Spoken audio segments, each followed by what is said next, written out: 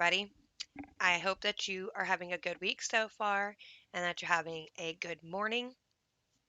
So let's jump right into today's episode. And as always, we're going to start with our daily promise. If the world hate you, ye know that it hated me before it hated you. If you were of the world would love his own. But because ye are not of the world, but I have chosen you out of the world, therefore the world hateth you. Remember the word that I said unto you, the servant is not greater than his Lord. If they have persecuted me, they will also persecute you. If they have kept my saying, they will keep yours also. John chapter 15, verses 18 through 20. Reflection. The believer in Christ should not shrink from suffering or persecution, but should take heart in the fact that his suffering is counted as due to Christ. For of course the redeemed children will be the object of scorn and derision. The world despised and hated the most loving, caring, hospitable, and merciful man to ever walk the earth. If they should hate him so, how can we not expect them to hate those who follow that man, Christ Jesus? And there's another scripture that talks about um, counting your suffering for joy, because if they are persecuting you and hating you, then you should count that for joy because you're doing something right, basically. Okay, I enjoy doing these little readings. It just always I feel like it starts out the day better when you start it out that way. So the first story I want to talk about is I didn't now this is talking about another person has done this. I didn't know one had already done it. But there is another conservative anchor from Fox News that quit and they're moving over to work for CNN. This is from WayneDupree.com. He's a podcaster, it looks like. It says, well, in case you were wondering, the people who work at Fox News are completely interchangeable with the liberal scum suckers over at CNN. Kristen Fisher, a longtime Fox News reporter who made it all the way to covering the White House, is now leaving and heading over to CNN. Sure, people make moves to better their careers, we get that, but this is just a good reminder to everyone that Fox News isn't this deeply conservative network doing the Lord's work or anything crazy like that. Many of the people they hire are basically actors playing a role. Some of them do a really good job and hide how they really feel, while others, like Neil Cavuto, Leland Vittert, Chris Wallace, and Shep Smith, can't hide their true feelings because they have stage 5 TDS, or Trump deranged syndrome. You think back to people like Alison Camerota, who put on quite a show at Fox News just to fit into a mold, because now over at CNN, Camerota seems deeply passionate about her progressive views. So it's not that it's not bad that people jump ship and move on. That happens in every industry. It's just that Fox News has branded itself as a home for conservative news, and that phony veil just keeps getting lifted at every turn. But maybe this latest move is not such a loss after all. Turns out Fisher had a reputation of not being very Trump friendly when he was in office, so maybe CNN is a better place for her. Let's see what the video shows. Top economic advisors said he said that the U.S. is likely to experience a 20 to 30% decline in the GDP in the second quarter, the worst since the Great Depression. Do you agree with that assessment? I don't know, but I can tell you the third and the fourth quarter in particular are going to be, I think, spectacular. We were talking about it with the executives. I think we're going to have a phenomenal third quarter. Nobody, except one country can be held accountable for what happened. Nobody's blaming anybody here. We're looking at a group of people that should have stopped it at the source. But so what happens in second happens in second. What we are doing is, I think you're going to see. Your top economic advisor. Okay, so clearly, she's framing that question in a way to make Trump look bad. And then says this is what Kristen Fisher reported to Brett Baer on Fox News. She said President Trump said no, and that is a lie. So you see, he didn't say no, but this is what she said he said. The economy really bounced back in July, August, September. But today, White House economic advisor Kevin Hassett had a far less rosy prediction. They're going to see in the jobs report with the unemployment rate, which we get next week, when you look at those numbers, then those numbers are going to be about as bad as anything that we've seen since the Great Depression. And I asked President Trump today if he agreed with that assessment. He said no. One more thing, Brett. On the other side of Pennsylvania on Capitol Hill, we have gotten word today. Economy. We know that he didn't say no because he said, I don't know. And she changed that all up. So clearly, she's one of those news anchors that likes to twist what people say. Continuing on. Daily Caller is reporting that Kristen Fisher will now join CNN as a space correspondent. Fisher announced on Friday's episode of Special Report with Brett Baer that it would be her last day at Fox News. I have had an incredible run. I started out 6 years ago on the early morning weekend shift. I made it all the way to the White House, which is something that has been at the very top of my career bucket list ever since I was a very little girl. Of course, she wouldn't dare say on Fox News that she's going to CNN, and that just further proves my point that all of this cable news stuff is just a complete sham.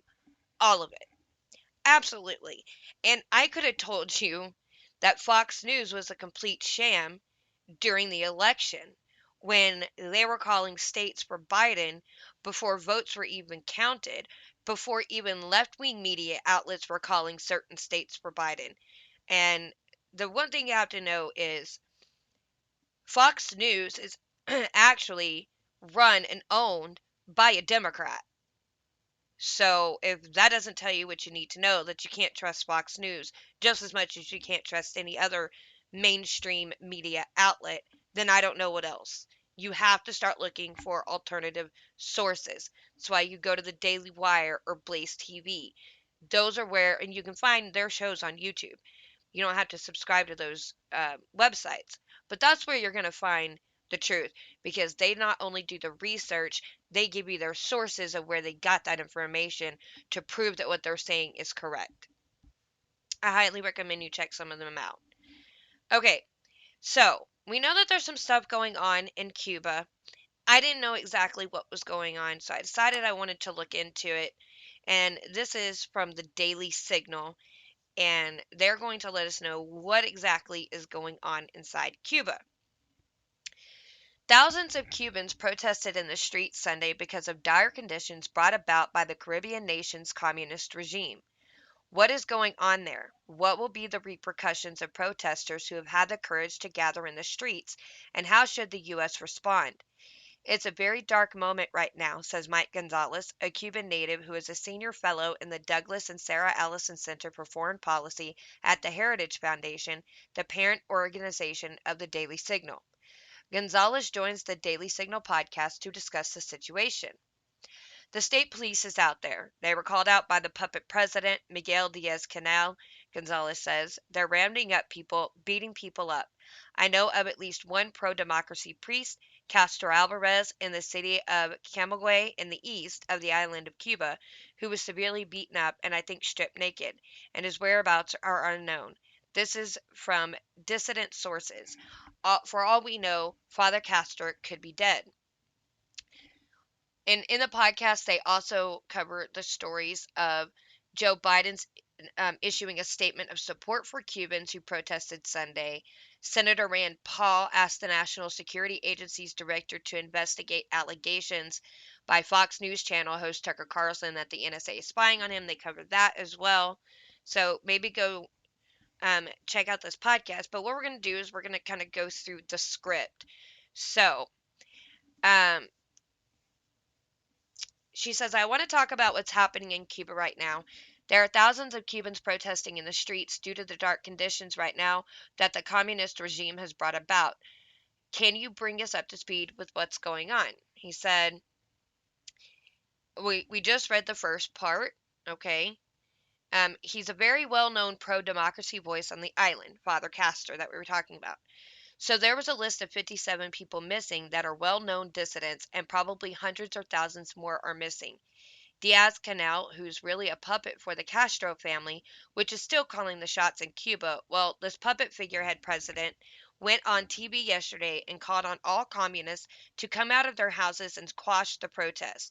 So he's calling for bloodshed, and it's a police state. State of terror works, unfortunately. So then she says, I actually wanted to ask you about what he was saying, calling people to basically counter the pro freedom protesters. What is your take on this, and what do you see happening with this call from him to bring out other people to quell this? Gonzalez says, well, this is what communists do. Communists are all activists. He is saying to them, I have my eye on you. Don't stay in your house. Turn out. Stop the demonstrators.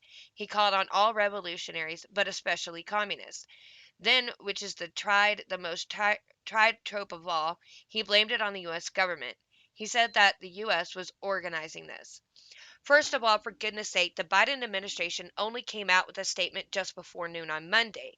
It waited forever.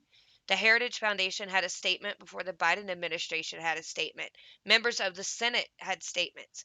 Even people on the left are criticizing Biden for the lateness, the paucity of the reaction.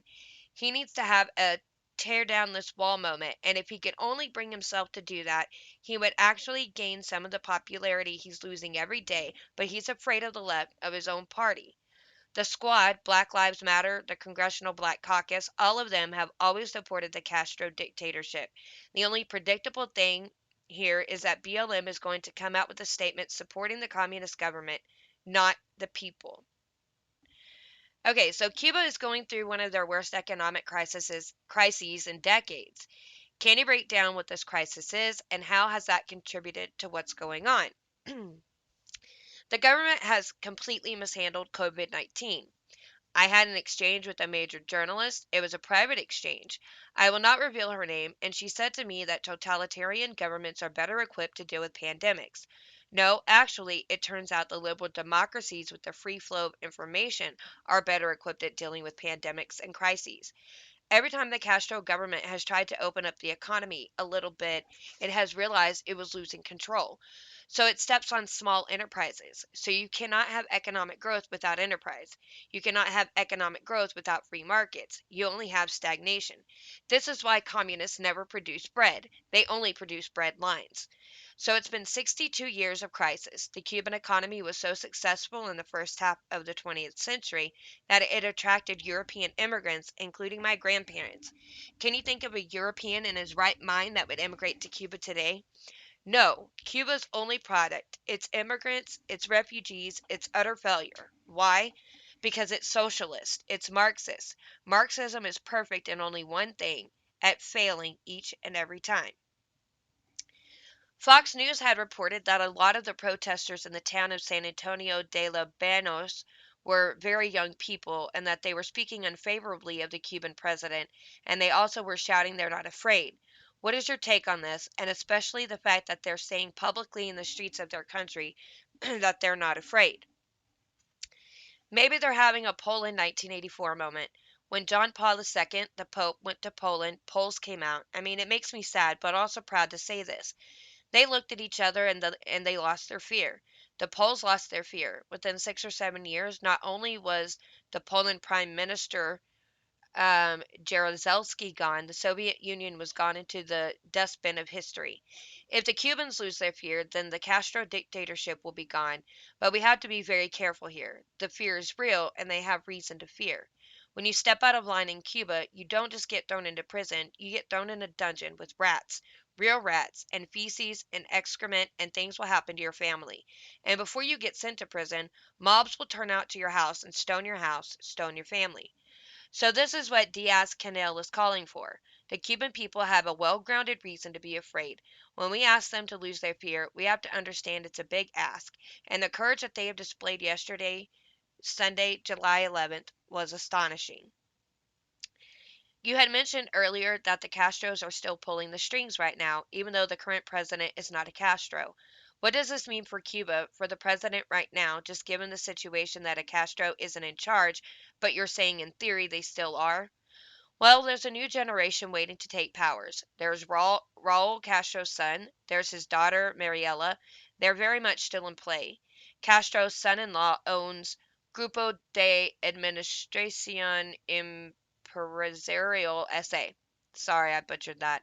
He's the chief of GAESA, which is the military holding company that controls about 80% to 90% of the Cuban economy. We don't have good figures for this. These are U.S. government estimates. So the Castros are still benefiting materially from whatever takes place economically on the island, and they expect to pull the strings politically, as far as I can see. They will use every lever of state terror they want in order to maintain their hold, because what happens if Cuba goes democratic, the future is not to be good. Not going to be good. So she said people who tend to go against the government are thrown in jail, they're thrown into places with rats, and it's a terrible situation. What do you think the repercussions will be for protesters right now in the streets who are shouting, not afraid? What are they going to face? It's very bad. I already described what happened to Father Castor. There's 57 dissident leaders missing. Nothing good. They will stop at nothing. The situation is unpredictable. The only thing that is predictable is that BLM will come out in support of the Castro government, that the squad will say nothing and will come out in support of the Castro government. That's the only thing we can predict, and probably Bernie Sanders as well. On the island, we cannot predict what will happen. The next few days will be key. You had mentioned how President Biden issued a statement very late in the game. What is your perspective of the statement? I know we talked about how late it was, but the statement itself, what do you think? It was short. Well, the fact that it was late is really important. It was short. It called the government authoritarian. No, is totalitarian. We have lost sight of the distinction between authoritarian governments and totalitarian governments. The Cuban government's totalitarian. There was no word of it to be Marxist or communist. The Biden administration, Biden, Harris, are very afraid of their left flank of their own party. That's where all the energy is right now. So it's like they're frozen in place, a deer in headlights. So I know that there's a difference between authoritarian and totalitarian, but I don't necessarily know what the difference is. So, an authoritarian is a form of government characterized by the rejection of political plurality, the use of a strong central power to preserve the political status quo, and reductions in the rule of law, separation of powers, and democratic votings. But totalitarian is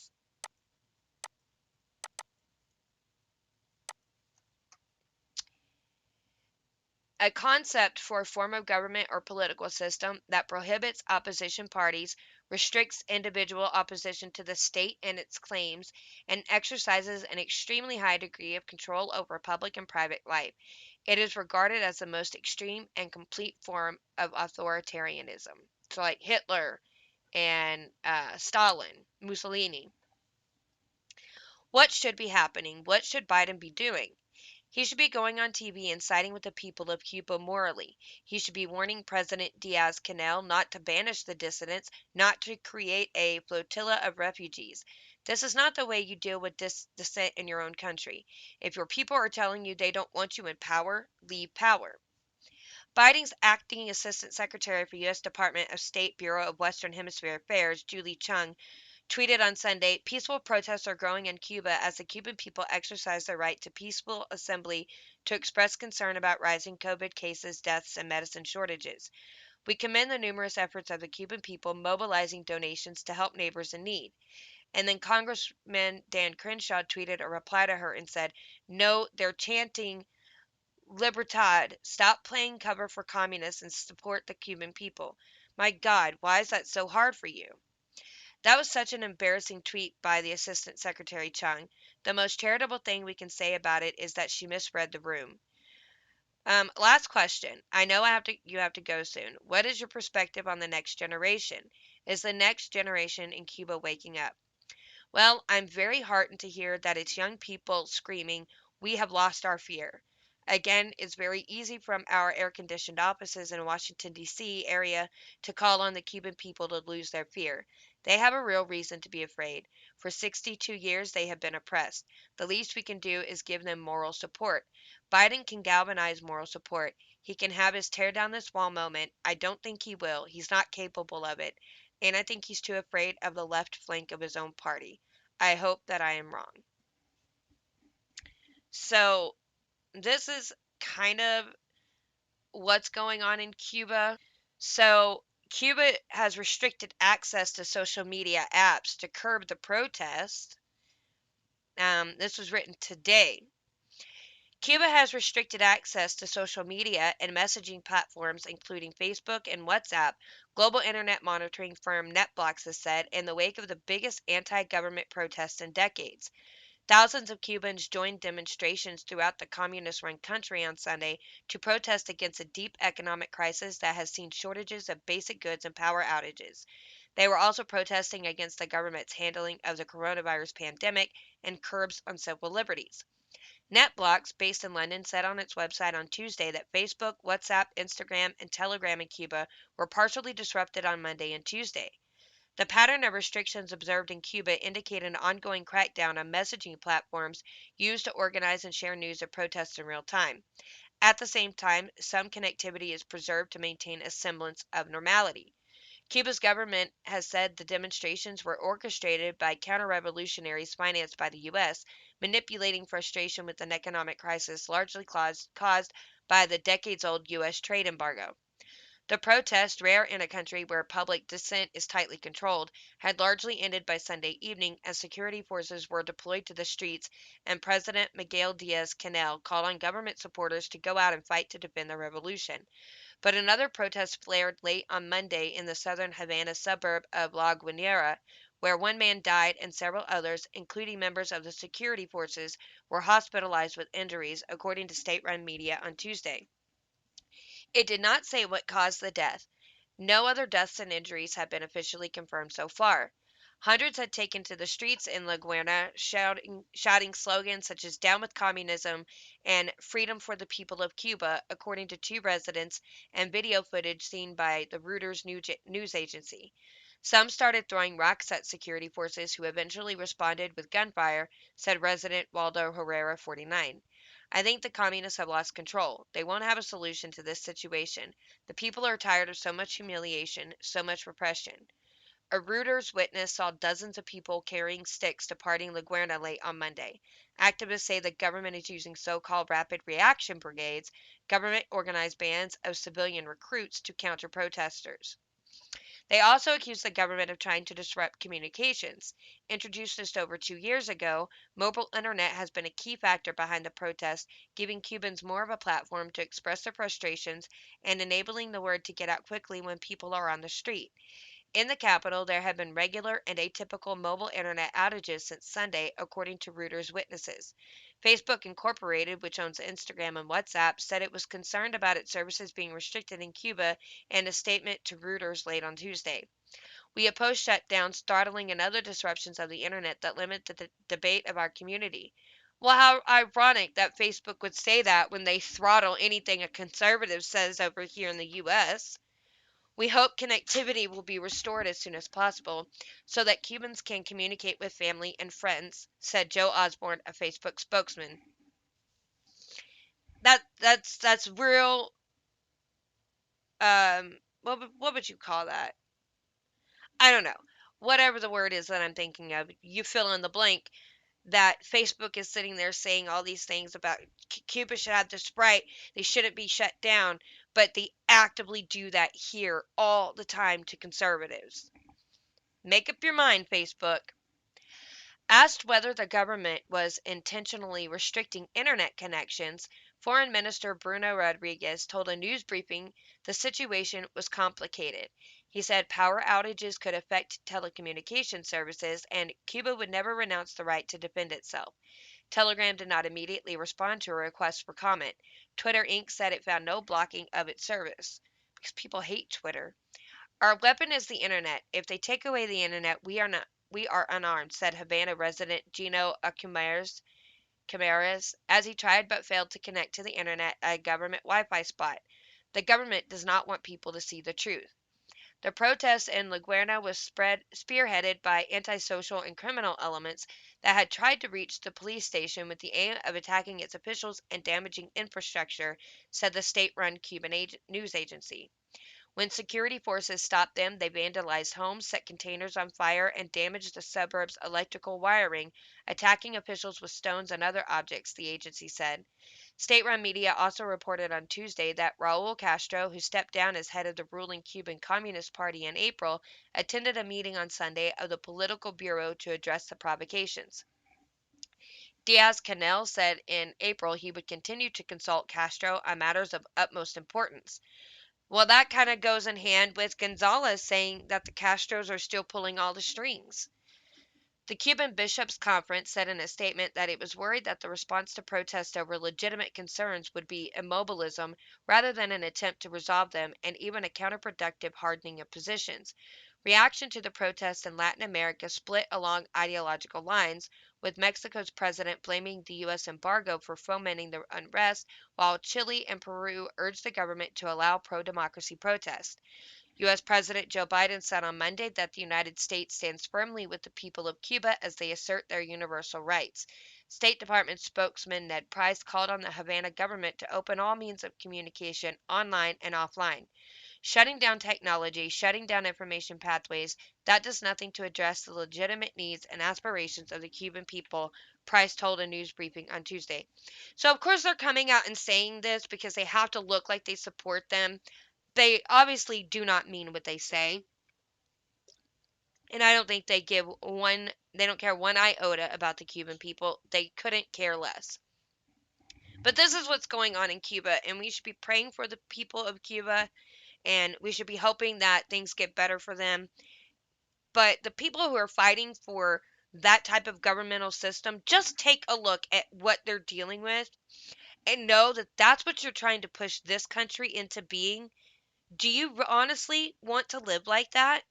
You need to start rethinking what you think this country should be run like, because you have the freedom to say and do what you're doing right now. But if we were like Cuba, those freedoms are gone and you could be killed for saying the things that you say today.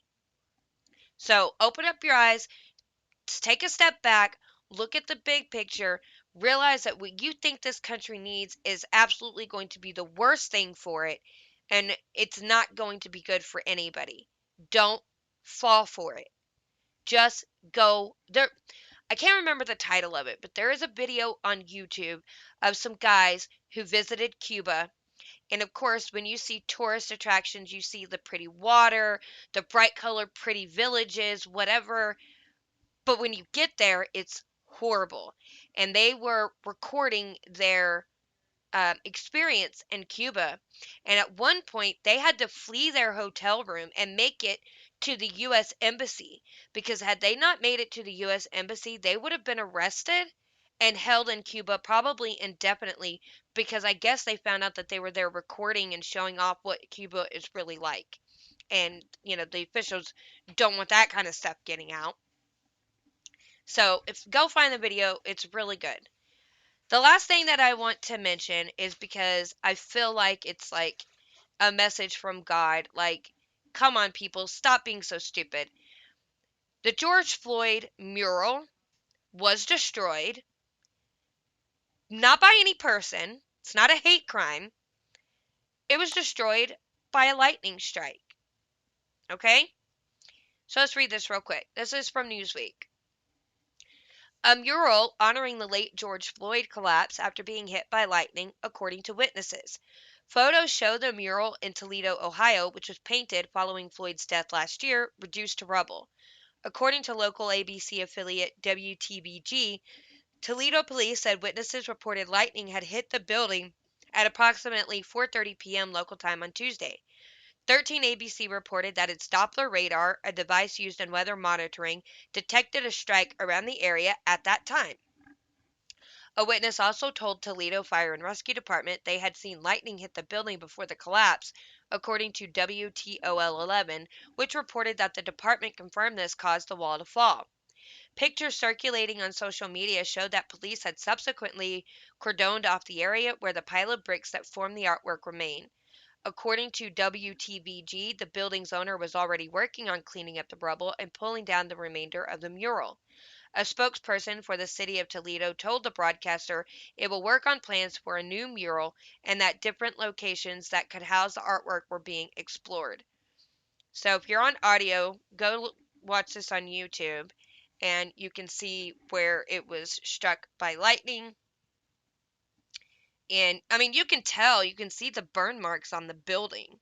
So you can clearly see that that's what happened. While witnesses reported the lightning strike, there were questions over whether this was the direct cause of the collapse. Hugh Coogan, one of the City of Toledo's building inspectors, told the Toledo Blade the collapse of the mural could have also been caused by natural deterioration. He added building inspectors had recently observed the middle part of the wall. The area that sustained most of the damage on Tuesday has started bowing of late. So it's natural. Both of them are natural. Deterioration naturally, and the lightning strike kind of just was the final blow. It couldn't handle anymore. It was just age. It just came away. It happens to the older buildings. Newsweek has contacted Toledo Police, Toledo Fire and Rescue Department, and the City of Toledo for comment. The mural was painted by artist David Ross in July 2020. Earlier this year, a memorial service for Floyd was held on the first anniversary of Floyd's death, and scenes mirrored at similar state sites nationwide. It was painted on the building that used to house the Mugshots Bar, which is located on the corner of Summit Street. I don't care about all this. Um, yeah, we don't care about this story. So I believe this is what the mural looked like before. I believe. Think that's the same building. Yes. No, that's a different building. Oh, it's a similar. It's similar. This is the one that's in Minneapolis and then the one in Toledo. So it was knocked down by not just lightning but age. So even it would have eventually happened regardless because of the age of the building. It's just the building couldn't handle the force of the lightning strike.